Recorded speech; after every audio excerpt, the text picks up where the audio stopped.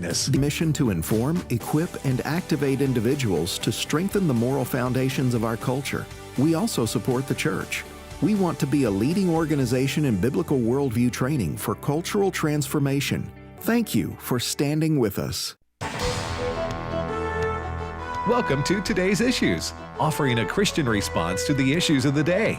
Here's your host, Tim Wildman, President of the American Family Association. Good morning, everybody, and welcome to Today's Issues on this January the 2nd, 2024. If you can believe it, 2024 is here, and we welcome you to this program, the first edition of Today's Issues for the year. And joining me in studio is my oldest son, Wesley Wildmon. Good morning, Wesley. Good morning. Happy New Year's. Happy New Year to you, too. Chris Woodward, Good our morning. newsman. Hello. How you doing, Chris? I'm well. I got some, had some coffee, and my first pot. I'm ready to go. Your first pot. Oh yeah. People told me I'm at my best when I've had 3, so I'm good. Okay. We're not So talking you about got a- cups. We're talking about pots of coffee. Yeah. Not yeah, cups yeah. of So coffee. you got a pot problem, Chris. I got a doctor's note. It's medicinal. Okay. And Ray Pritchard joins us. Good morning, Ray. What's up, Tim? How you doing? Happy New Year and all of that good stuff. Happy New Year. What were your Christmas and New Year's travels? We had an invasion of the grandkids over the Okay. weekend, but after Christmas, and they're still here. There's about 76 of us here in this house. Really, it's more like 10, but they're everywhere, and so Right. It's great. I started this Weight Watchers Count Your Point thing after Christmas and before New Year's. That got shot out of the water it got shot out of the water after about 4 or 5 days, and so I gotta restart that tomorrow. So but feeling great. Watched a lot of football yesterday. Played with grandkids, so it's all good. Between Thanksgiving and New Year's, Wesley's not a great time to try to start a diet. It is not.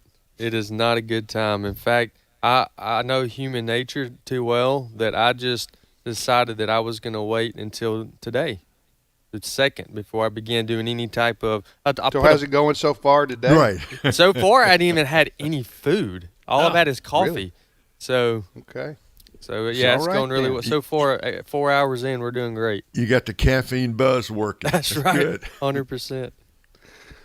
Well, we hope everybody had a great Christmas and New Year's celebration. It is 2024. If you can believe, it's hard to believe. I'm saying those words. Seems like yesterday we were all worried about Y2K. Mm-hmm. Y2K, and here we are. Y22, whatever whatever it is now, right? Sound like a movie. Fear of like the a election James Bond year. movie. That's right. But anyway, we welcome everybody back to another year of Today's Issues here on the American Family Radio Network. A lot to discuss today, but the college football playoffs took place yesterday, and now we have the national championship game set to play, Ray. Mm-hmm. Are you surprised at all?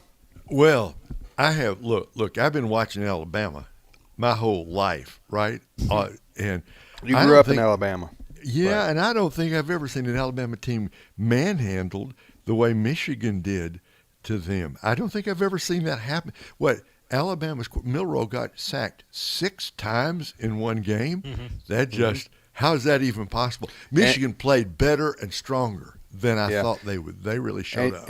And when you say that, you say Michigan manhandled them. They're especially in the fourth quarter. Yeah. They still lost in overtime. Yeah, I know.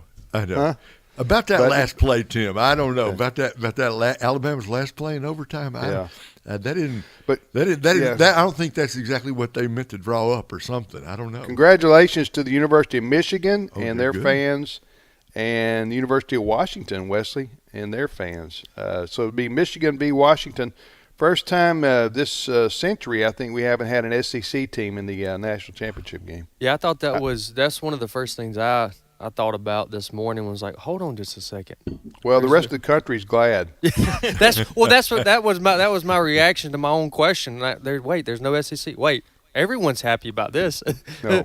except for the SEC fans. But then again, for the SEC fans, I think it'd be okay. I think we can go 1 year and watch two different teams be in the college playoffs. Of course, next year is how many? 8?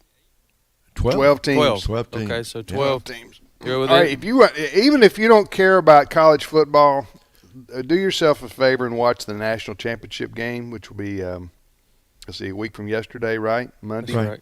Right. Next Monday, because that quarterback for Washington is special. Mm-hmm. Michael Penix Jr.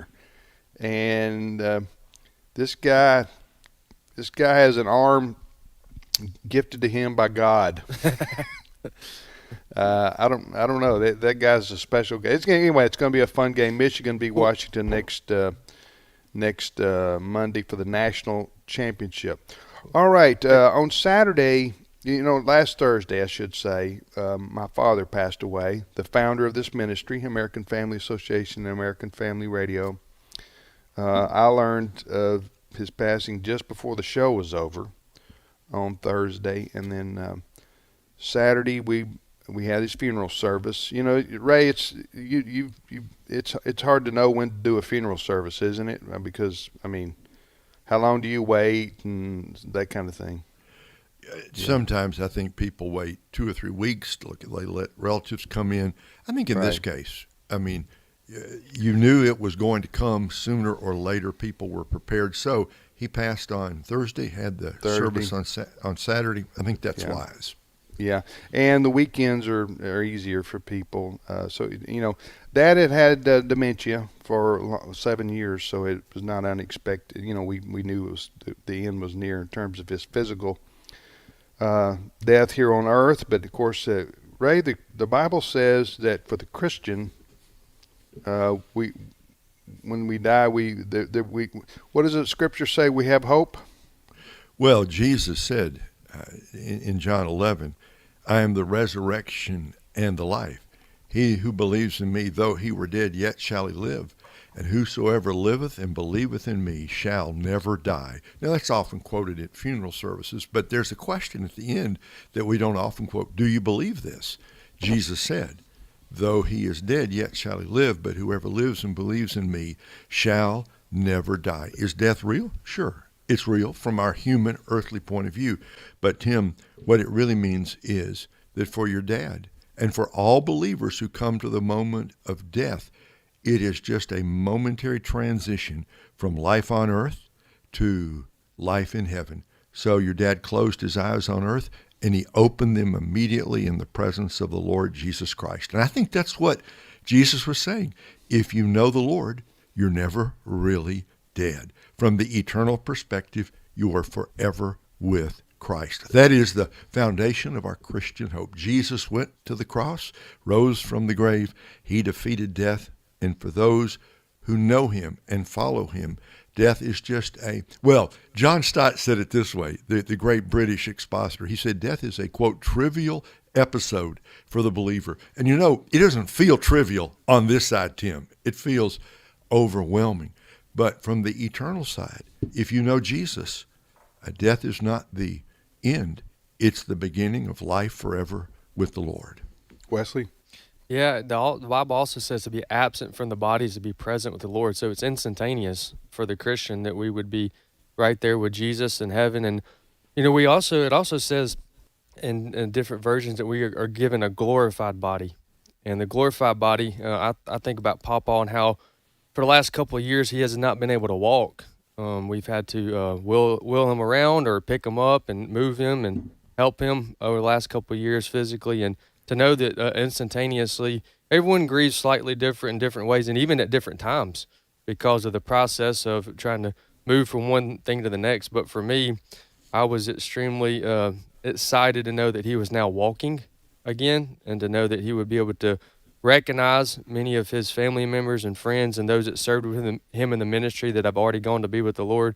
And so it is an opportunity, as we learned at the funeral. J.J. Jasper reminded us that all of us at some point are going to pass away, and so to make sure that we're right with the Lord, not perfect, but we're forgiven, and that we're living a life worthy of the gospel. And so it's an opportunity for us to be reminded through His life. And we won't be able to play all of it today, but you go to our website and we have a 1 hour radio special where Dad, myself, and my younger brother Walker, where we were discussing a lot of the things that we've experienced and got to appreciate about Papa over the years. And so there's a lot to come too. We'll have some articles and the whole magazine set aside for Papa's writings, and then of course the full-length documentary film that we have coming out here in the next 6 months or so. It's going to tribute to Papa, and Dad mentioned this many times too at the funeral, but Papa didn't want he did nothing. He never let his left hand know what his right hand was doing. He was always just doing it for the kingdom. But it is important for us to take the time to remember the things that he did, because it is inspiring. It's inspiring when you read about his life, when you hear about the stories. You do want to do something, and you want to do something that glorifies God when you get through hearing about him. Yeah, that's the thing, is it's not to deify, or we can't deify, sure, but it's not to glorify a man, as a man, but all the stories of the heroes of the faith down through the ages only serve to inspire us to do as much as we can in our roles that God has called us to do. Some more high profile than others, but at the same time, we each have our calling from God. My dad had his, I have mine, Ray has his, Wesley has his, Brent has his, and guess what? Everybody listening to this program right now, you have a calling by God on your life to surrender to Him and to walk with Him and to do His will. And I tell you what we're going to do right now. Let's see. Okay, so I debated about whether to do this or not. I actually haven't even heard what I said at the funeral service on Saturday. I haven't heard it. And so I'll just set this up real quickly, because it's about 7 minutes, and it's whatever I said on Saturday. I had some notes, and this was, and I hope people will indulge us here, because this is, a little personal, okay, because he was my dad, but he was also well known as the founder of this ministry, American Family Association and American Family Radio. He was 85 years old, and he passed away. So we had the funeral service on Saturday, and here's we're going to play just some of what I said about his life, and then we'll come back here. These are my personal thoughts about my dad. I share the same sentiments that Mark does, and Donna and Angela. He was a great father to us, and a dad, and supported us in every way he possibly could in our lives. You heard the expression, your mom or your dad probably told you when you were a kid you can do anything you put your mind to. You ever heard that one? But for 98% of us, that's just not true. Look around the room here. I'm just kidding. But for my dad, he never heard those words, because he could do anything he put his mind to. The Bible, I'm going to paraphrase the Bible. The Bible says that some plant, some water, and some harvest, right? Don Wildman could do all those and do them backwards if he needed to. He was just an extraordinary individual in terms of his work ethic and his determination and his Ed Vitagliano, my colleague here, said Dad had the ability to see around corners. I'm just, we all have our gifts, talents, and abilities, but some people God picks out to do a special work, and that's what he did with my dad.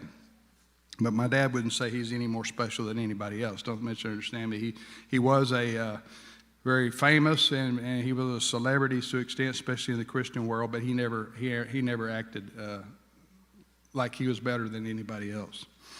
Just a few things here so Dad was born in 1938 in Dumas, Mississippi, which is about, in Tippah County, about 45 minutes from here. grew up in Ripley. He asked the Lord into his heart in 1951 at a Billy Graham crusade in Memphis.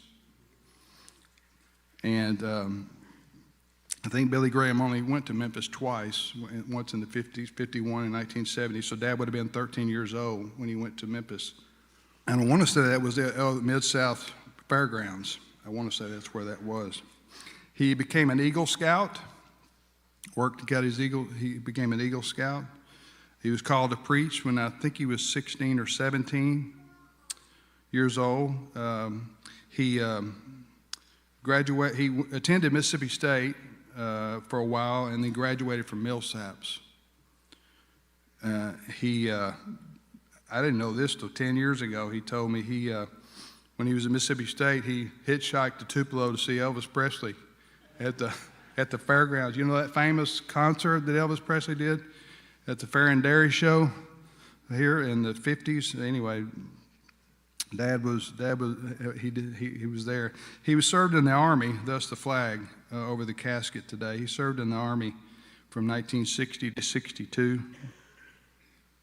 in Fort Leonard Wood, Missouri. Then Mom and Dad got married in 61 when in the middle of his service in the Army. Went to Emory University, theological school there. Graduated on a 3-year program in 2 years. All the while serving part-time as a part-time pastor and working at the grocery store during the week, stocking shelves and going to school.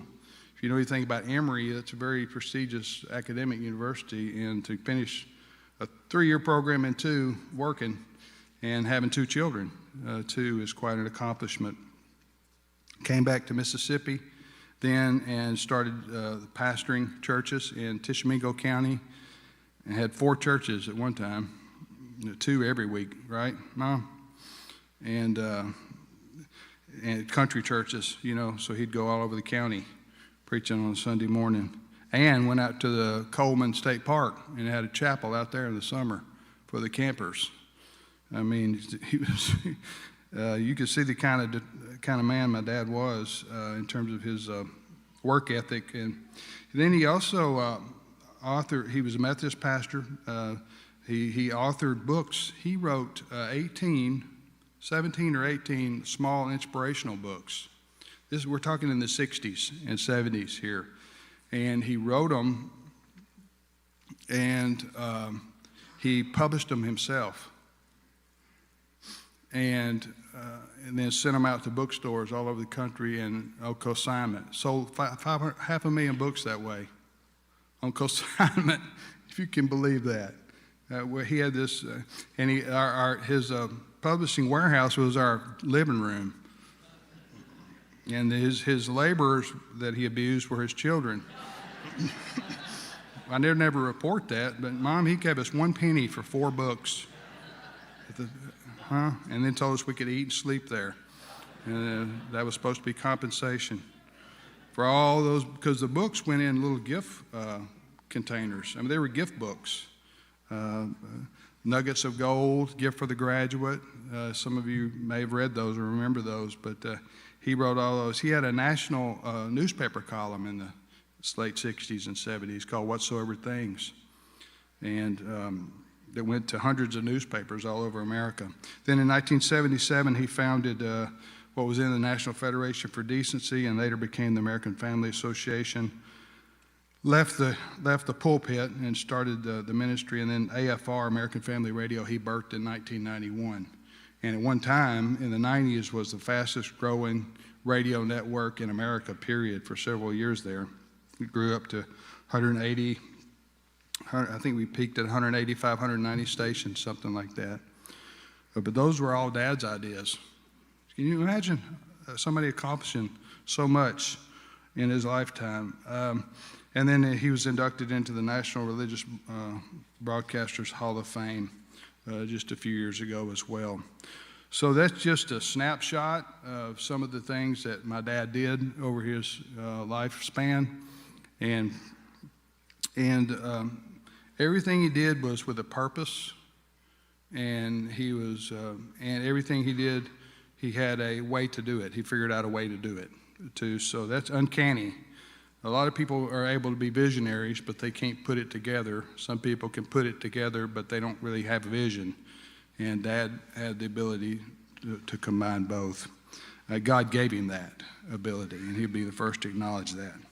So anyway, again, I want to thank you for being here today. We're going to continue with the service. All right, there you go. That was my comments at my dad's funeral service on Saturday here in Tupelo, Mississippi. You're listening to the radio program Today's Issues on the American Family Radio Network. Ray, God just sometimes, he just doesn't sometimes. Over the course of human history, God just sometimes plucks out people, doesn't he, to do certain things that maybe not everybody would be willing to submit themselves to, I guess I should say. When God wants to get a man to deliver the Israelites from the Philistines, he goes down there and he finds himself a Samson, or he finds himself a Gideon, or he gets a shepherd boy from Bethlehem, and he sends him down into the valley. Your dad was like that. And it was said, just as you were talking, the tape of you from the service was thinking about what God said about King David. He served his own generation according to the will of God. That's all any of us can ever do. Don Wildman is a man who took what God gave him and he served his own generation. He actually changed the world. There aren't too many world changers around. There aren't as many as there ought to be. But Don Wildman is a man who took the opportunities God gave him. And I love what you said about Ed Vitagliano said he could see around corners. That's a gift, right? That's a gift. And look, I can see the corner, but I don't really know, Tim, what's around the corner. But your dad had that God-given ability to see the corner, and he knew what was coming around the corner, and he took what God gave him and look at the difference one man made. So what a tremendous story. Thank you for sharing that with us today. Westy? Yeah, theologically, he could make short phrases. He would actually do really well in the Twitter world today, or the X world, because he could say something so short but had such profound theology. And here's one of them. He said that forever changed me. God didn't call us to be successful, but to be faithful. I'm like, wait, hold on a minute. Wait, we want to do good. We want to win. Hold on, I'm not following you. Oh, okay. I see. Because and he said it in a little bit longer way. He said it this way. He also said God didn't call us to be successful, to be faithful. But he also said this way, and this is on his memorandum on AFA.net.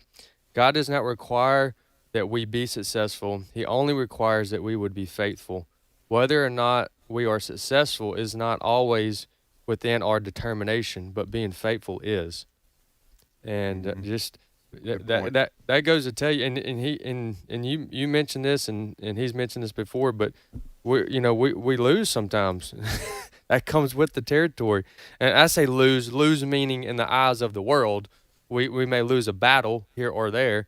But whether we do what God's called us to do, or be faithful in the way that we do what we're supposed to do, is far more impactful long term, and that really does change things, because you can feel defeated in the sense you want to give up at times, but to know that we're doing exactly what God's called us to do, which is carrying out the Great Commission. And we have a radio network that Papa built over the years, and we have constantly kept at the forefront that all that we do is to share the gospel first and to build disciples in addition to that. So Amen.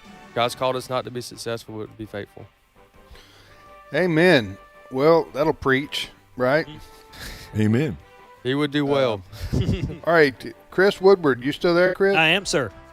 Chris, we want you to know you do have a role in this show. Oh, hey, I'm here when you need me. That's right. Yeah, but we're going to need you when we get back from the break, okay? Because the show is called Today's Issues, so we do cover current events, and there's a lot going on in our world on this January the 2nd, 2024. And we shall return momentarily with more of this program. Stay with us.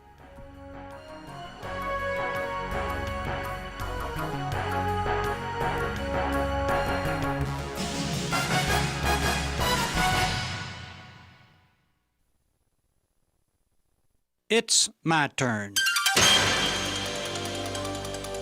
Here is your host for My Turn, Don Wildman. He grew up on his father's farm in Ontario Province in Canada. He did his share of work to help meet the family expenses.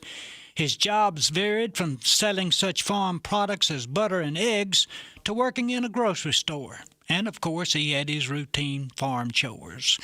By the time he was 28 years of age, he decided to venture out on his own. So he set out for Chicago with the sum total of his life savings, $60.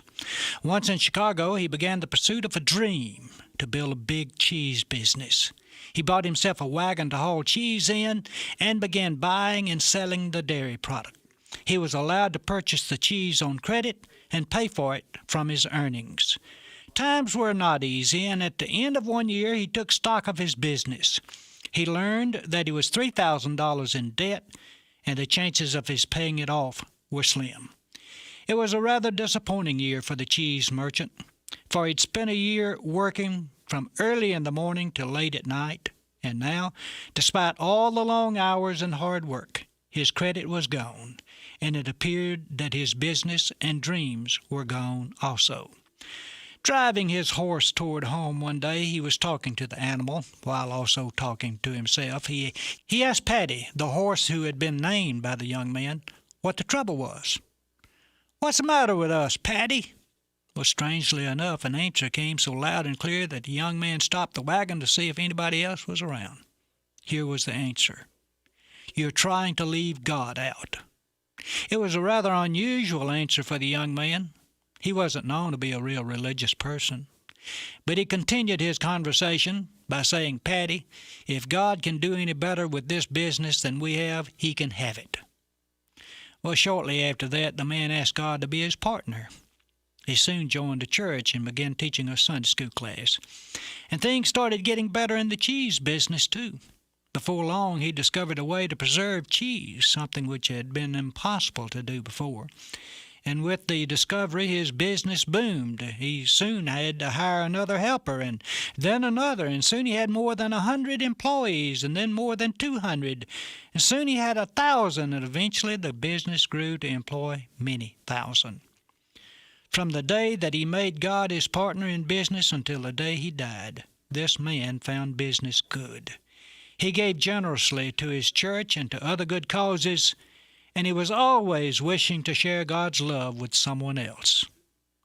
So the next time you eat any Kraft cheese, remember this story about James Kraft.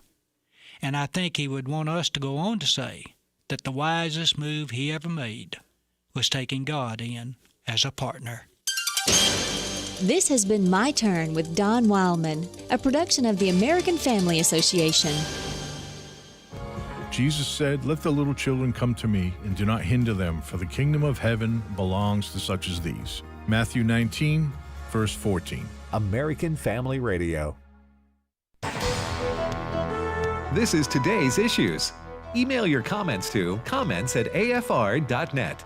Past broadcasts of today's issues are available for listening and viewing in the archive at afr.net. Now, back to more of today's issues. Hey, welcome back, everybody, to the program Today's Issues on the American Family Radio Network on this Tuesday, January the 2nd. Thank you for listening. I'm Tim Wildman with Wesley Wildman, Ray Pritchard, and Chris Woodward. If you want to send us an email, the address is comments@afr.net, comments@afr.net. Hey, just real quickly, Ray, I mentioned in my remarks at my dad's funeral service on Saturday that he had went down at a Billy Graham crusade in 1951 in Memphis, Tennessee. My dad did when he was 13 years old. He was born in 1938. So Billy Graham was going around the country then, and of course Billy Graham then went international with his crusades. But what I wanted to bring up was I often survey people, especially when we would go on tours and such, and I ask them, and most of these people are baby boomers, okay, that I'm talking to, and I asked them how you came to know Christ. And the number one reason given is through a Billy Graham, either a crusade, an in-person experience, or on television, right? So I'm just saying, again, we're talking about the impact that you have, Billy Graham's life, who was also a humble servant of the Lord. There you go, millions and millions of people. Look, had my dad not attended that Billy Graham crusade in 1951, we may not even be talking here today, right? I don't know, I'm a little stream of consciousness here, but I'm just asking you to talk about maybe the impact of Billy Graham. In 1951, Dr. Graham, Billy Graham, well, he wasn't even, quote, Dr. Graham back in 51. Right. He was a young guy, had the big crusade out in Los Angeles in 1949. He wasn't yet the worldwide figure that he would become after the Haringey Arena in London and Madison Square Garden and so on. So by the 60s, everybody in the world knew him. But when he came to Memphis, he was a, quote, rising star, but he was not known worldwide. So he comes there to, I think you said, the Mid-South. Yeah, I'm not sure. I haven't researched that, but I want to say it's the Mid-South. It was the Mid-South Fairgrounds. Yeah, and that sounds exactly right. That is exactly what he would have done in those early days. And your dad came as a 13-year-old boy. And Billy, over his time, I mean, he started with the Crusades, then added the radio, and then added the TV, and then now, of course, it's with Franklin and Will Graham and the others, generations now using the internet in such powerful ways. But what it shows is that the world needs Jesus. And, today, let me just say this, friends, today, there's somebody out there who needs to know Jesus, and you're going to cross their path today. You're going to hear from them today. They're going to write you an email. They're going to text you. You're going to just happen to see them at the coffee shop somewhere. Today is a great day to do what Billy Graham did in the crusade back in 1951. Because did Billy know Don Wildman in 1950? No, he didn't. Tim, he didn't know your dad. That was just a little kid at the crusade. Of course, I didn't even know Billy. Who knows if he even saw him? I mean, there's probably hundreds, thousands even coming down the aisle, And your dad had no idea. He just knew that he was a sinner and he wanted a Savior. Right. And he went forward and gave his heart to Christ. Billy didn't know and your dad didn't know, but it was one of those, it was a divine serendipity that brought them together. And Billy preached the gospel. Your dad responded. And I think you're right, except for that night, we're not even here today talking about all this. The great power of the gospel. It changed your dad's life. Couple things. My dad did get the opportunity about 10 years ago to meet Billy Graham in person in North Carolina, and got to shake his hand, took a picture. We've got that. And then Dr. Graham, his health was failing then. That was before my dad started, on his health failing. But anyway, and then Dad and my mom went to the funeral service there in North Carolina for Dr. Graham when he passed away a few years ago. Anyway, just a little reminiscing there about yesteryear. But Billy Graham, his ministry, reached millions around the world, and it was a remarkable run, as they say, with all the crusades that he did, and then the television and radio, and just incredible. Let me jump something that Wesley said, because it's so important. Just be faithful, right? Just be faithful. You never know. You don't know whose life you're going to touch today. Yeah. You just don't know. Just be faithful. Do today what God gives you to do today. And you may not, in fact, none of us are really going to know till we get to heaven. And the Lord tells us what the real impact of our faithful testimony is. Friends, do what Don Wildman did. Be faithful today, be faithful tomorrow. And let the Lord tally it all up in the end. Yeah. You know what? Yes, God used Billy Graham to reach millions of people. He used my dad to influence a lot of people's lives and to found this ministry. But Wesley, you know what? If the Bible teaches us anything, it teaches us that God sees the small things, or quote, the small things. So somebody may be listening to us right now, and they have an opportunity to be a witness. And by being a witness, somebody may not come to know the Lord, and it may change a life and a family and a generation.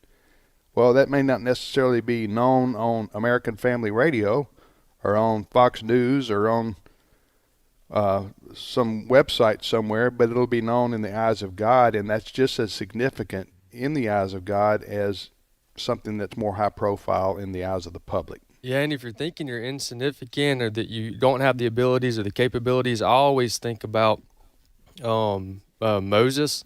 So Moses, God told Moses to go back to Pharaoh, and he gave him a message to share. Moses' response was, I'm paraphrasing, but I don't speak well. I even stutter at times. Mm-hmm.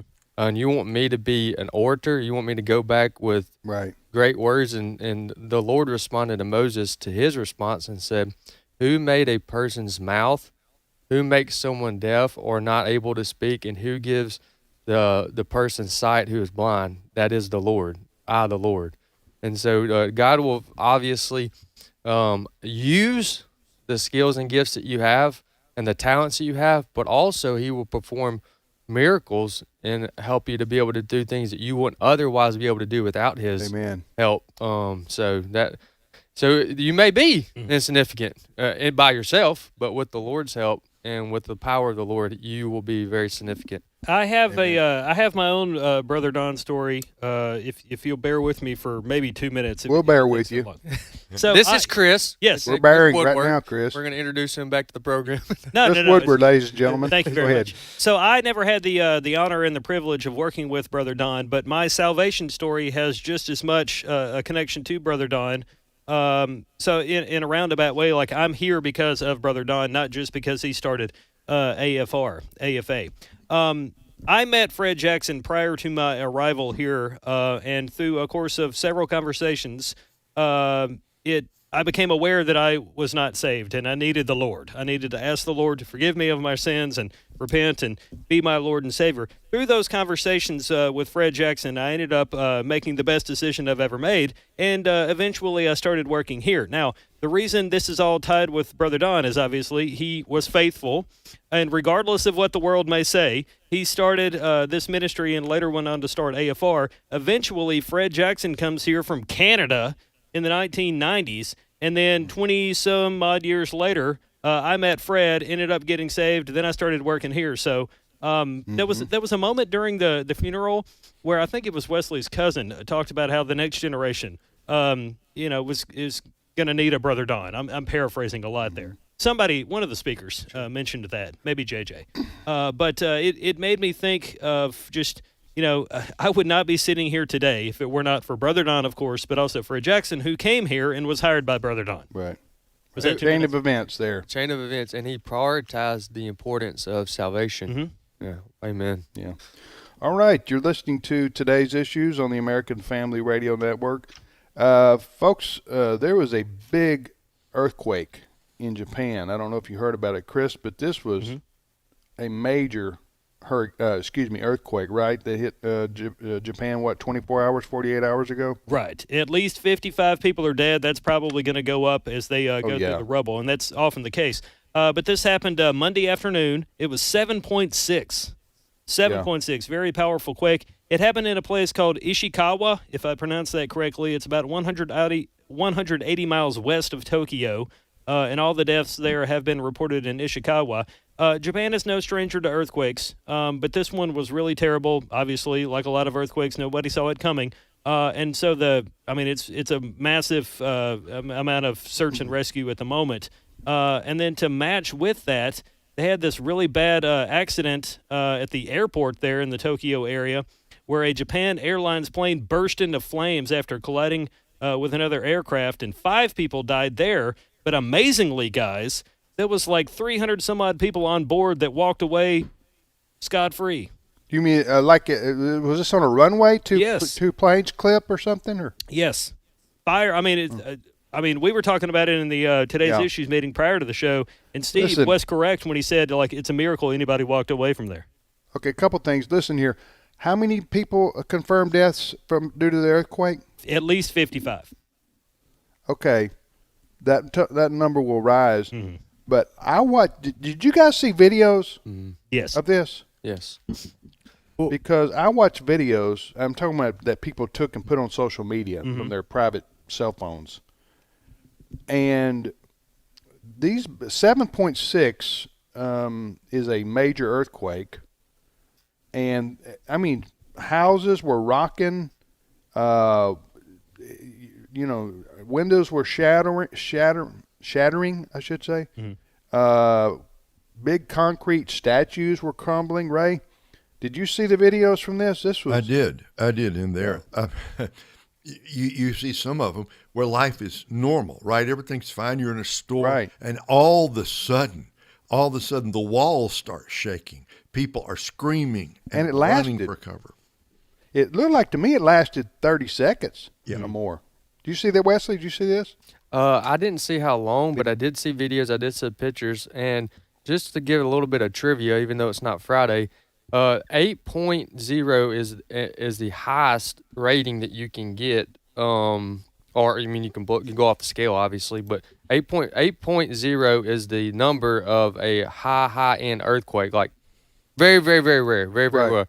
So when you see 7.6, that's not 7.6 out of 10. That's 7.6 out of 8. And because when I first saw 7.6, like, how does it get any worse? Like, what's worse than this? Because you're looking at 4- and 5-story buildings that fell over like Legos, laying flat. Yeah. Another thing to remember here is now, you said it's how far from Tokyo? 180 miles west. Okay, Tokyo is the largest city in the world. The largest city in the world is Tokyo, Japan. And so had that hit in Tokyo? Oh, yeah. Wow. I mean, I don't know. We'd be talking about this for a year because it would have done so much damage and destruction and taken so many lives. Sad that it took any life at all, but if you're in Tokyo, you got to be kind of worried. Are we next? Right. I have shared what I call umpteen links because I'm from the South.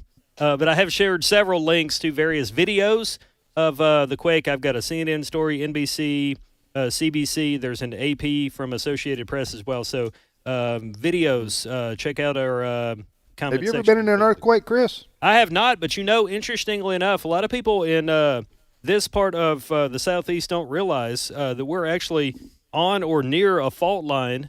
I think it's the New Madrid fault line. It's been a long time since there was a big earthquake. You can go to a museum up in Jackson, Tennessee area that's got an earthquake simulator. You watch a movie about the earthquake way back in the 17 or 1800s, whenever it was, and then you stand on this platform and it shakes violently to give you an idea of what an earthquake is like. Ray, you ever been scary. in one? Yeah, nothing like the one in Tokyo, but I spent at a seminary 5 years pastoring in the Los Angeles area. And of course, they're earthquake prone out there in California. And one day driving home from church, just Chris, as you were talking, it came into my mind, was at a stoplight about a block from the house. And all of a sudden I felt the car start to rock up and down, up and down. And I looked, and it was, I had no idea what it was. And I looked at the road, and the road in front of me and behind me was going up and down. Oh, wow. And up and down.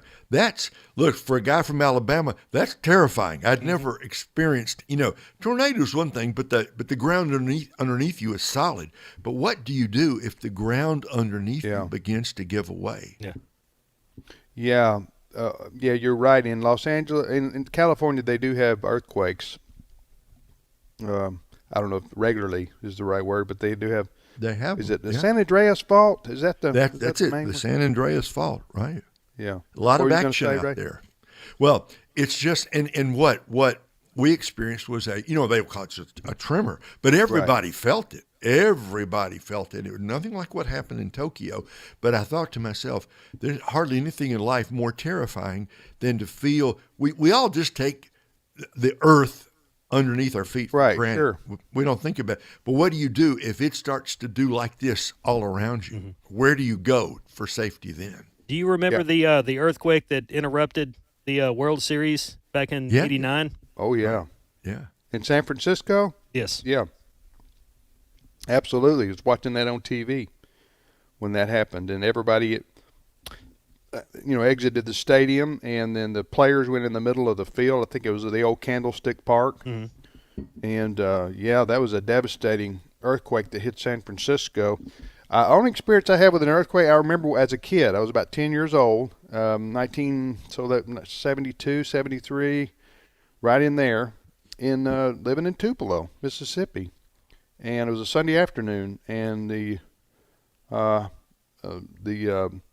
dishes began to make noise, and we felt the house tremble just a little bit for about 10, 15 seconds, I guess it was.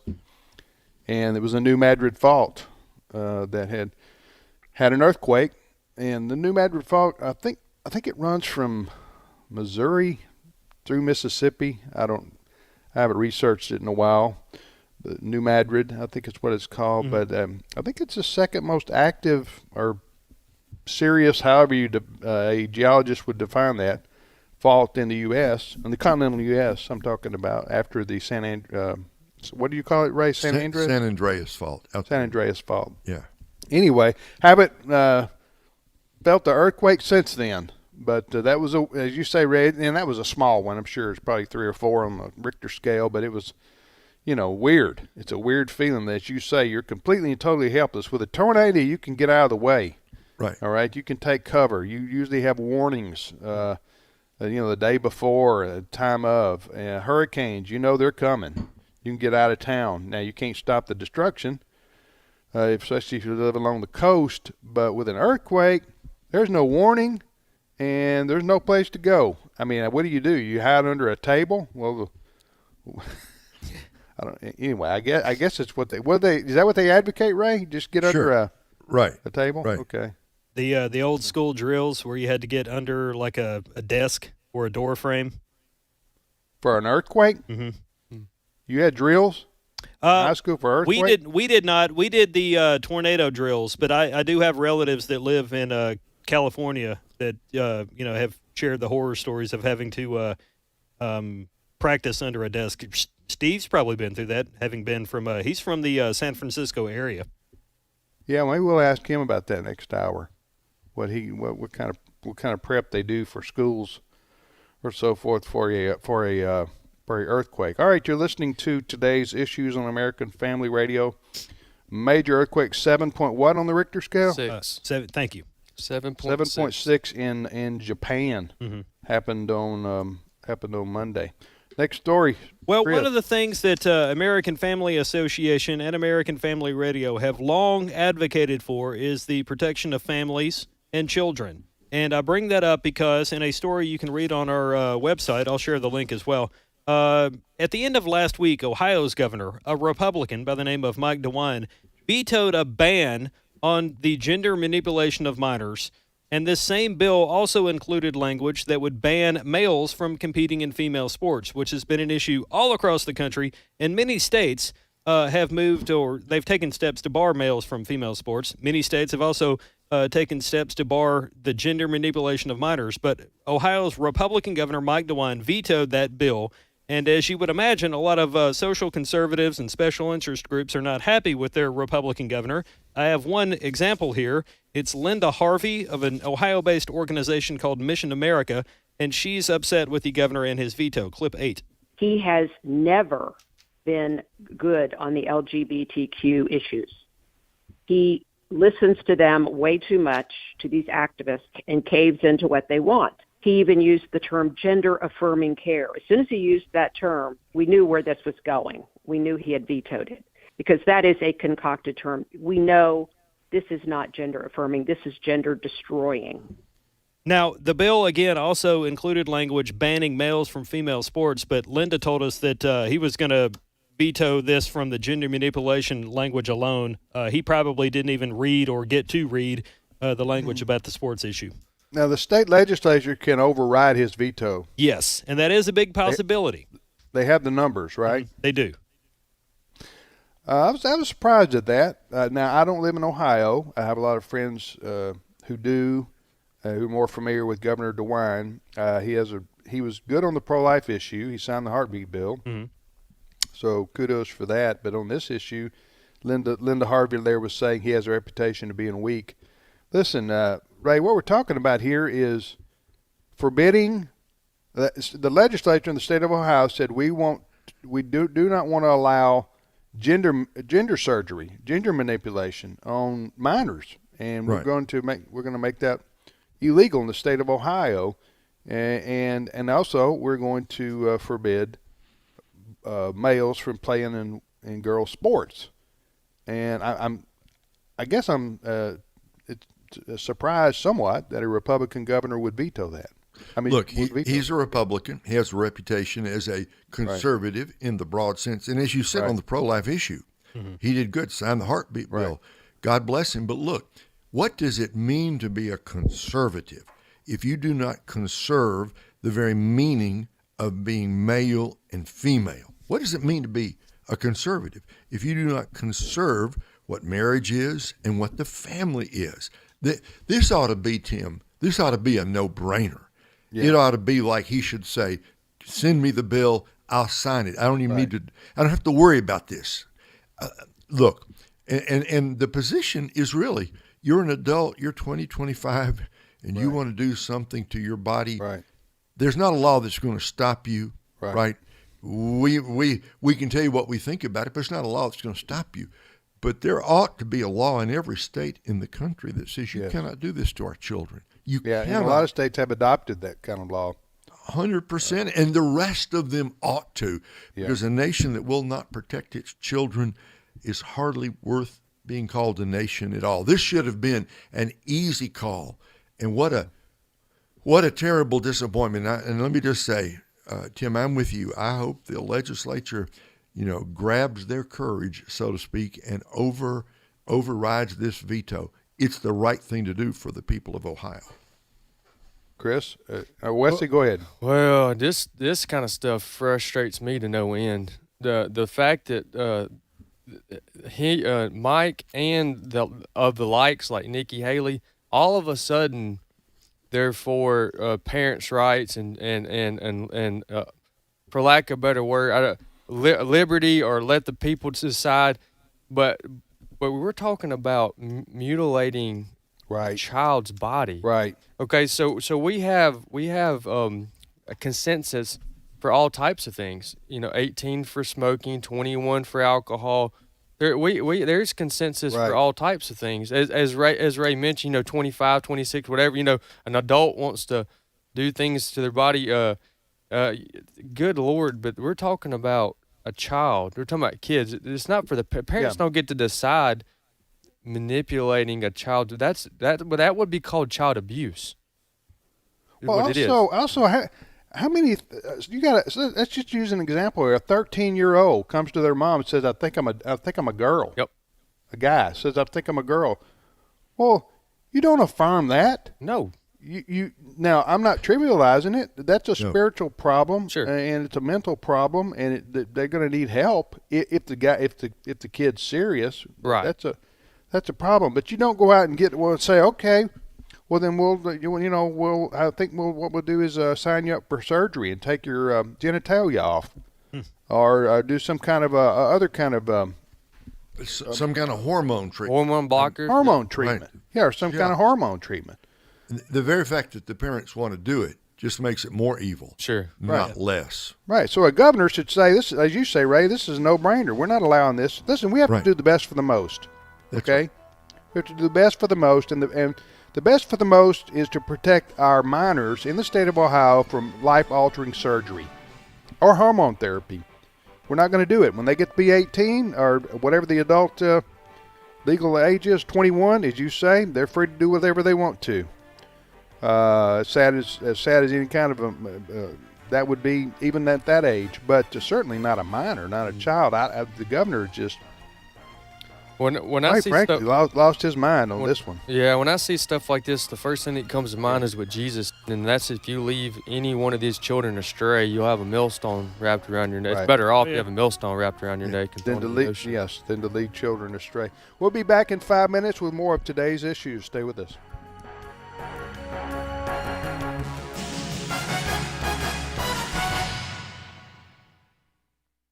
The views and opinions expressed in this broadcast may not necessarily reflect those of the American Family Association or American Family Radio. faith, family, freedom. American Family Radio. Hey, have you seen the AFR logo canvas duffel bag? There's plenty of room in the main compartment for big stuff, a front pocket for those smaller items, and a mesh pocket for your water bottle to help you stay hydrated. Double reinforced handles and an adjustable shoulder strap make it easy to carry, and the logo on the side is a great way to let others know about AFR. They're available now at resources.afa.net. This is American Family Radio, a listener-supported ministry of the American Family Association.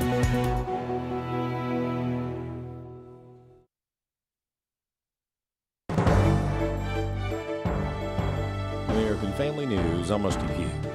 Houthi rebels are continuing their barrage of attacks in the Red Sea. Jennifer Griffin has the latest. A dramatic escalation in attacks from Houthi fighters has caused shipping conglomerates to reroute their ships and stop using the Red Sea for now, which is bound to add to consumer prices. The latest development involves Iran sending a Navy frigate into the Red Sea equipped with 8 cruise missiles. Early Sunday, U.S. Navy helicopters found themselves in a firefight with Iranian-backed Houthi gunmen on board 4 small vessels attempting to hijack a Maersk shipping container. The U.S. Navy responded to the distress call, and then when the Houthis fired on the attack helicopters, the MH-60 crews sank 3 of the Houthi vessels, killing an estimated 10 Houthi fighters. Meanwhile, U.S. forces continue to come under attack in Iraq and Syria, with 7 new attacks since Friday, bringing the total to about 115 attacks since October. The legal team for former President Donald Trump is getting ready to challenge the rulings in Maine and Colorado to remove the GOP frontrunner from the ballot. Rich Edson reports. The former president's legal team will ask the Supreme Court to overturn the Colorado Supreme Court's decision to keep Trump off the ballot there. They will appeal a similar decision from Maine's Secretary of State in state court. Supporters of those decisions say Trump clearly attempted to subvert the will of the voters, participated in an insurrection, and thereby disqualified himself from the presidency under the 14th Amendment. While Trump's been indicted on charges related to January 6th and efforts to overturn the election, he's never been charged specifically with insurrection. Others argue the former president, that means, can still run. A bill is being pushed in Oklahoma that would require public school classrooms to display the 10 Commandments. Jeff Manasso reports. Oklahoma House Bill 2962 is about the 10 Commandments' historical significance, says bill author Republican Jim Olson. We just have a better life together if we abide by that ethical code of conduct. Though some, like Oklahoma Rep. Democrat Mickey Dolenz, calls the proposal to require the 10 Commandments in public schools unconstitutional. It's just an attempt that the right uses to continue to alienate people. Olson says the Constitution is on his side, saying the 10 Commandments, that include thou shalt not kill, steal, or bear false witness, are foundational to our legal system and early American educational textbooks. Jeff Manasso, Fox News. Anti-Semitism on college campuses really picked up after the October 7th terrorist attacks in Israel. But how's it looking as we head into 2024? Bronson Woodruff has more. UPenn, Harvard, and Brandeis are just some of the universities that saw active anti-Israel protests on its campuses over the past few months. Frank Turek is co-author of I Don't Have Enough Faith to Be an Atheist. Part of it is because, number one, kids are not taught history. They don't know history. And number two, they've been taught critical theory, maybe not explicitly, but implicitly, that anybody who is perceived to be oppressed automatically must be correct. Put simply, these kids don't know what they're doing. Our reporting found there are different factors impacting this. Some include that there are instructors who are indoctrinating students. We've also seen funding coming in for student groups on campuses, groups that push in favor of Hamas and against Israel. They get students to join their cause. And as Jay Green with the Heritage Foundation pointed out, the schools have their own incentives. University leaders, unfortunately, are not moral authorities, and they are making decisions based on calculations of their interest.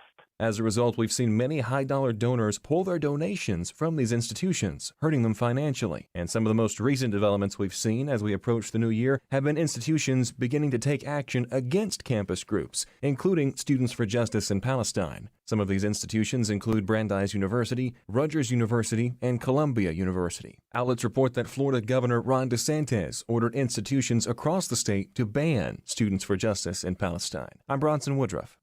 On Wall Street, the S&P 500 is 0.7% lower, the Dow down 56 points, and the Nasdaq Composite was 1.5% lower. More news online at afn.net and download the AFN mobile app. I'm Rusty P. Forget about Facebook. The last 10 days we've been banned twice, and is unbanning a word? They put us under the ban. Christians and conservatives Don't need your YouTube. Banned one day, banned again. AFR programs are now live streaming on the AFA streaming app. Now you can get shows like today's issues straight from the source. Put it back on the next. just say unbanned. Unbanned. Just search AFA streaming or visit streaming.afa.net to sign up. Today's Issues continues on AFR with your host, Tim Wildman, president of the American Family Association.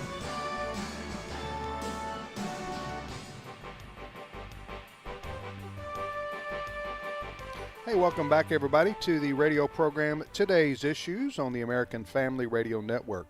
I'm Tim Wildman. We're here for the next 24 minutes, 24 and a half minutes here on AFR Live with our program. My son Wesley Wildman's in studio, and Ray Pritchard's in KCKS, and Steve Jordahl joins us now. Steve Paisley Jordahl rocking the Paisley shirt. It's not quite Paisley. It's got some purple and white circles with white collar. Yeah, this is a Christmas gift from my wife. Thank you very much, Heather. Well, it's not Paisley. It's Paisley-esque. Paisley. I can see it. It would be in the same. Now we're getting technical. It may not even be in the same family. But you know what? It's okay because I think we need to delve into fashion more. That's right. Well, not like we haven't been doing that for the last couple months. Yes. And furthermore, if we think it's Paisley, right? Well, that's true. That's all we need to do. Yeah, redefine that Paisley. shirt can self-identify. Self-identify. That's what I was getting to. And yes, it is. No absolutes around here. All right. All right. Hey, well, hey, Steve, you grew up in California. We were talking about the earthquake that hit Japan over the weekend. Right. And we were talking about, do they teach people how to prep in California in case the earthquake hits? I mean, like we have tornado drills in a lot of the country, Yeah, they do. There's, I think I heard you guys talking about people getting under desks and everything. I've been through dozens of these. I mean, just tons. And this is how the number system works. It's a logarithmic scale. So a 4 earthquake is twice as bad as a 3. A 5 is twice as bad as a 4. So when you get to 6, it's a big earthquake. But 7 is twice as bad. You ever did that exercise where you say, if I gave you a penny, start a penny and I doubled it every day? I've seen that, yep. By the time you get to the end of the month, you've got thousands. This is the same way with earthquakes. 8 is twice as bad as a 7. I've never been through a 7. I've been through several 6s. I have 3 different kinds of people that I know in earthquake country. You've got the tourist who's never been through an earthquake. The ground starts shaking. They're kind of panicking. They don't know what to do. They're scared. Why is there a sheet? They're holding on to something. Then you've got people who live in California like me but have never been through the big one. And we know what to do. You're supposed to get under your desk, or you're supposed to go a doorpost in the doorway. That's also a very solid place to be. And so what we do when this earth starts shaking is I look around and I find it. Where's the closest door? Is this desk or table firm enough to keep me? I start taking measurements, right? I start getting ready. Those that have been through the big one, they go. When they start shaking, they just go to the doorway. They get under the desk. They know better. Yeah. It is terrifying. It is terrifying. I just wonder, I'm trying to figure out how often that scale of earthquake happens. Well, 6s are fairly common, I guess. 7s, not so much. Maybe there's been an 8. Yeah. It's theoretically possible that there's a 9 and above, but So what Steve Paisley Jordahl confirmed, the only thing is to get under a desk. That's all you can do, right? Get under a desk? Well, if you're outside, you're probably a little bit better off, depending how bad it is. So if you're near an exit, go. Oh, right, because something falling on you. That would be the big. Yeah. Or the earth swallows you up. Well, but at you that can't do point, anything about that, though. At that point, there might be very little you can do anyway. When Yeah, it gets it's to the your point time of the to earth go. opening up. That's right. Yeah, but no. Earth swallows you up, it's your time. You're done. Yeah. So I don't know. Yeah, it's terrifying, but you get used to it. You like I say, you start looking around, taking stock of where you are and what's happening. So been through a lot. Well, I mean, those are the best things you can do is take cover, because to keep things from falling on your head, basically, is what you're trying. That's that. You're in your car, you can't do anything. Of course, you're in your car, you just hope a building doesn't fall. So answering my own question, thanks to Google, about 10 to 15 happen annually on the scale. What? 10 to 15 what? Scale 7 to 8. Oh, you mean around the globe? Around the globe, worldwide, 10 to 15. The issue is a lot of the times, say a lot, now there's only 15 max. Many times it's in no area where there are a lot of people, so you're not hearing about it as much, but they do happen. But when you have them happen in a big city like that happened in Japan, you hear more about it. And there's obviously more damage to be done. And even more if it's a third world country that doesn't have the infrastructure to deal with it. Yep. So if you hear something happen in Pakistan or in Turkey, you're going to have a whole lot more death and destruction than you would in Los Angeles or Tokyo. Yep. Yeah. Hey, right. Can I just mention something, Tim? Yeah, go ahead. It's the first time I've had a chance to talk to you on the air. My condolences to you on the passing of your father. I thought it was just a wonderful service on Saturday. You spoke very well, and all the people did. And I just left wishing I knew him better. I used to speak with your dad on the phone when I worked at Focus, and I'd call AFA for a comment on something. And so every so often I talk to your dad. He's a wonderful man. Just really respected him. So my condolences to you. And did he have a Southern accent in your view, Steve? yeah. I'd say it's funny because when we play, we play the My Turn between. Yeah, that's right. Whenever he's talking about someone who doesn't have a lot of money, they're poor.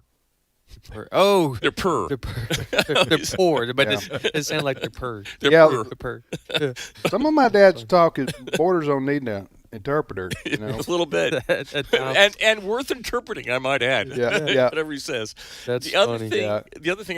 He was he was raised in the rural South back in the 40s and 50s, and that's when nowadays a lot of people. In fact, I read a story the other day, Ray, where a lot of accents are disappearing because the melding and the way that people move around so much today. Hey, that's a sad thing. I think it's inevitable, right? With the homogenation, social media, TV, all the rest of it. Good Southern accent's a blessing. I like listening to a great British accent. It's a Australian accent. Ed can do the Boston. That's right. Ed can do Boston beautifully, and I think the world is a richer place with the plethora of accents. And I was born in California, which apparently doesned have one. So there's a Valley Girl thing they used to say, but anyway, you used to could tell when somebody was from Chicago too, right, Ray? I mean, right. Of course, you passed there. If you go to Chicago, right, then old Chicago, right? It's still there. Absolutely, it's still the Bears. Yeah, the Bears. The Bears. Well, we've for different reasons, California's come up a good bit in today's issues today. What's our next story there? Well, I wanted if I could do one more thing real quick. Ray, I've started watching your reading. I'm reading now through you with the Bible with you this year. I didn't last year. Good. You don't read that. You perform it. Have you seen some of the? I've not. Amazing. I'm not. It's so well read, and the expressions that you have and the hand movements, what you're talking about, it's like watching a performance. I'm really going to enjoy that this year. You just get into it, and it's never planned, Steve. Never. I don't ever stop and think about that. But you get into the flood, right? Or you're going to go down there, and the bears are coming out, and some crazy thing is happening that I got to move my hands. I got to tell the story, right? It's a well worth watching. Anybody who hasn't bothered to or taken the time to do this, go to keepbelieving.com. It's worth your time. Wesley, to your point here, California starting January 1st, so yesterday, California decided it would be a good idea if they started providing full coverage, health coverage to illegal immigrants. Well, the good news is it's free. But right? of course, the money comes off of trees. That's right. There we go. Because nobody has to pay for it. It's free. And so they say that Medi-Cal expansion will allow about 700,000 illegal immigrants between the ages of 26 and 49 to receive full coverage. Says the person who wrote this little editorial on this, the Democrat voting laundering scheme is in full swing. All right. That's California. It is. That's California. Listen, helping people with health care is a good thing. All right, anywhere in the world. Sure. Christian ministries do more charity work around the world to help the poor and disenfranchised and people in poverty with health care. If it wasn't for the Christian hospitals and doctors and nurses and missionaries, where would a lot of these people in these poor nations be? I mean, now, politically speaking, the more you offer people free, the more incentive you have for more of them to come. Right. All right. So if the state of California is going to say free health care for everybody, even if you're here illegally, then you're going to get more of it and more of them. It's one of those bleeding heart type approaches, Ray. But I got to tell you, I'm somewhat torn on this because, I mean, what if somebody comes here illegally and they get sick or their child has an injury? You don't want to, you know what I'm saying? You don't want them to go untreated. I will say this, for as long as I've been around, and I think forever. This is Steve talking right now, right? This is Steve. Well, okay, because I asked for Ray, but but that's okay, Steve. Wait, this is his story, though. I was just going to say I want to hear what Ray has to say. That's it. That's all he was going to say. That's right. Go ahead, Steve. Tell me what I'm thinking about this. No, all I was going to say is that no hospital has ever turned away somebody who has a serious illness. Sure. And they haven't, and they won't. That's part of humanity, and they do that. So this is more than that. But I'm sorry, Ray, didn't mean to step on you. Well, look, California's already in terrible trouble financially. Right. Newsom and his crew have driven that great state into the ground. So financially, fiscally, and every other way. Look, money is a finite resource. No nation has an unlimited supply. No state has an unlimited supply. Because, Tim, I agree with you. I agree 100%. Healthcare is a blessing, right? And Americans are a generous people. And people have come into this country in a lot of different ways, and we want their health needs to be taken care of. I just think we ought not to kid ourselves. There is no such thing as free health care. Right. It doesn't exist. Somebody is paying for that. Yeah, give this about 6 months to a year. I think we'll be hearing from California that they're broke. And they can't afford to do this any longer. Well, they were until they're the broke COVID now. stuff came along. And Well, they got a clear slate there for a little bit. They're facing a $68 billion deficit this next fiscal year. All right, and you know what? States aren't like the federal government. The federal government can say, we'll print some more money. The federal government can do that. States can't. So states, you have to find a way to balance the budget. So if you're $68 billion in the red, how can you afford then to? Yeah, I know. I don't know. Something's going to have to be cut. Something's going to have to happen. Or you're going to have to raise taxes more. Taxes are already incredibly high in California. Well, then you're going to raise taxes more in California, then you're going to have this continued exodus out of the state. Mm-hmm. I also just heard that California raised the minimum wage there. It's now $16 an hour. Yeah. Well, let's revisit this in about a year and see how it worked out. I'll put a note in my calendar. Yeah. All right, next story. All right. So about in 2015, there's a group of children represented by adults and lawyers who sued the federal government, alleging that violations of their constitutional rights were occurring to their constitutional right to due process and equal protection from the government's historic support and subsidization of fossil fuels. Because the country is burning fossil fuels, they're burning up the future, they say, of these kids, so these kids sued the government. Well, a judge on Saturday in Oregon, Judge Ann Aiken of the U.S. District Court for the District of Oregon, sided with the Biden administration in dismissing some of the children's claims, but the suit can continue. and the climate hoax will have its day in court. Climate hoax. Kids. Yeah, it's going to happen. Well, the kids, some of these kids, they sued in 2015. Some of them have reached majority age, but a lot of them are still kids. But kids are now bringing lawsuits saying that, well, in 10 years, we're not going to be here, so we're suing you. Of course, they've been saying that for decades and decades now. But, just remember, there is no hope. There is no crisis right now of climate.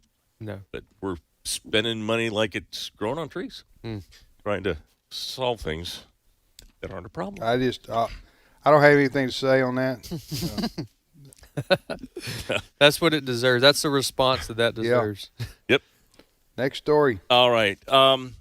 So we've been talking about what's going on in Israel. There is a video out, and I didn't bring it in because it's in Hebrew, but one of the hostages that was released, her name is Mia Shem, and she was sharing her story on video for the first time. And this is what she said. She said she was taken, and then she was handed over to a family in the Gaza Strip, which continued to hold her captive, continued to abuse her physically and mentally. And her opinion is that nobody, I mean, 10-year-old kids in that family were taught to hate her and were actively abusing her as a 10-year-old would. Her opinion is that there is nobody in the West Bank, and I think she's speaking a little evangelistically or hyperbolically. There is nobody in Gaza who is innocent. They are all on the bandwagon to destroy Israel. They're all from the river to the sea. All of them. The kids, the adults. The fact that the Hamas terrorists could hand someone over to a family, here you go. And they don't, no mercy, no family with kids. What's the status of the war there, Steve? Well, it's entering day 80-something, I think. And there has been a change of, they say, a change of strategy. Now, they're withdrawing some of the troops. The IDF, the Israeli Defense Forces, are withdrawing. So they're not going and necessarily just sending a bunch of munitions in targeting like leaders of Hamas and weapons caches. They're being more strategic now, they say. And they're going after leaders. I have not heard any pulling back on the resolve from Benjamin Netanyahu that they're going to deal with Hamas and level Hamas and get rid of Hamas, if that's even possible. But they have kind of entered a new phase of the war, I understand. You're right. Well, I you mean, know anything more on that? I'm sorry? You're really just asking the question, how does this end? Because we understand what Hamas did, this terrorist attack on October the 7th, and at least 1,200 people were brutally murdered, and a couple of hundred hostages taken and 100 still out there. I'm 100% in support of Israel doing whatever it needs to do. But how do you get, guys, from where we are today, and what did you say, day number 80? I'm looking because it's in the 80s. It's in the 80s, right. And I think Mr. Netanyahu said the other day, this war is going to last for months to come.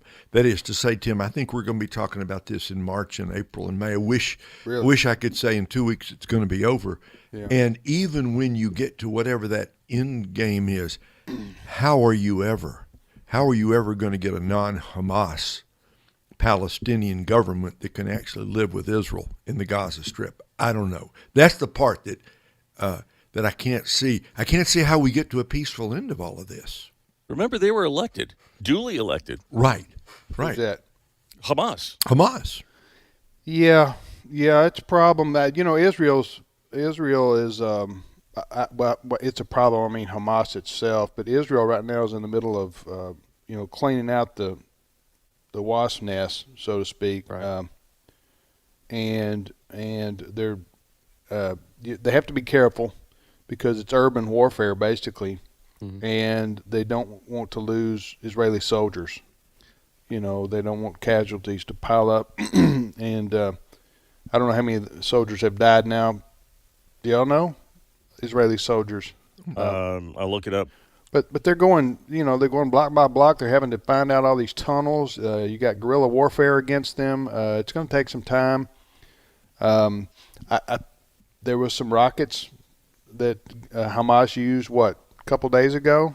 So evidently they've still got some ammunition. Right. It's not. This will end, and it will end with Hamas's military. I say military. They're not a military per se, but their terrorist activities will all but cease because Israel will find out where they are and kill them and capture their ammunition. Okay, that will happen in time, whether it's a month from now, 2 months from now, I don't know when. But now dealing with the ideology of Hamas, that is, we hate Jews and we want to see them all dead. Amen. That's the philosophy of Hamas. You can't negotiate with those people. And until the Palestinian people there stop teaching their kids to hate the Jews, which I don't think is going to happen, they've been doing this for decades and decades and decades, then, the threat of a terrorist attack is not going to go away. Of course, we have the threat of a terrorist attack here in the U.S. all the time, too, because, many of these Islamic jihadists around the world, they hate us. They hate the United States. We're the great Satan. Israel's the little Satan. Reading from the Haaretz, which is the Israeli newspaper, this is day 87, according to them. Israel is withdrawing some of its forces from Gaza to shift to more targeted operations and prepare for a possible second front with Lebanon's Hezbollah. That's according to an Israeli official. And I've read somewhere where they're preparing a war on 7 fronts. Well, Israel has to be prepared all the time for war on their borders. I mean, and I don't know if you guys have been paying attention to this, Ray, but Iran is provoking a war with the United States through their proxies in the Middle East, and they're provoking a war with the West in general. With the Yemenis, right? They're firing at our ships out there. They haven't hit us yet, but they're drones and they're these Islamic jihadist rebels, if that's what you want to call them, in Yemen, which is a country just south of Saudi Arabia. They're firing at our ships out in the was it the Red Sea or anyway, and so anyway, they wouldn't do that without Iranian support. Right. They're if one of those missiles or bombs lands on one of our ships and destroys it, that'll be an act of war that we will retaliate, I would think.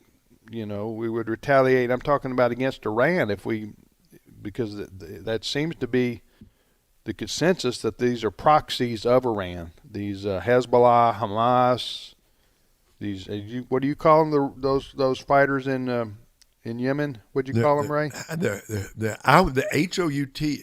Help me out, Steve. How do you pronounce that? Houthi. Houthi. Okay, the Houthi. All right. Yeah, it's a tinderbox over there still. Yeah, it is. It is. All right, Steve, next story. Well, we got about a minute. Let me just go to my favorite news source. This is all the news you can trust from the sarcastic point of view from the Babylon Bee. Oh, boy. Democrat mayors demand that migrants enter their cities in limited numbers in an orderly fashion and obtain a permit beforehand. But just when they get to our cities, they can come to the southern border however they want. That's right. And then also, you might have heard this I heard this several times. A radio station interrupted its Christmas music to let everybody know that it's playing Christmas music uninterrupted. Well played. Nicely done. Hey, one thing I need to add in here before we get to the break is that if you're looking for an AFR-produced Middle East report, we do one every day. You can find it at AFR.net. John Riley does a Middle East report every day, and you can find it on AFR.net where he covers what's going on in the Middle East, and obviously with the war going on over there, covers it into great detail, and you can go to AFR.net for that. Is that under the podcast? That is. His podcast, his radio spots, and his programs is covered on the weekend, but he produces short radio spots, and then his 30-minute program on the weekend are all hosted and archived right there. Okay, thanks for listening today, everybody.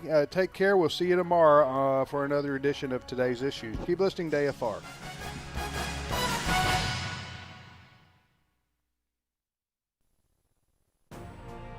You know, one of the most patriotic scenes you can experience in America is going to the Arlington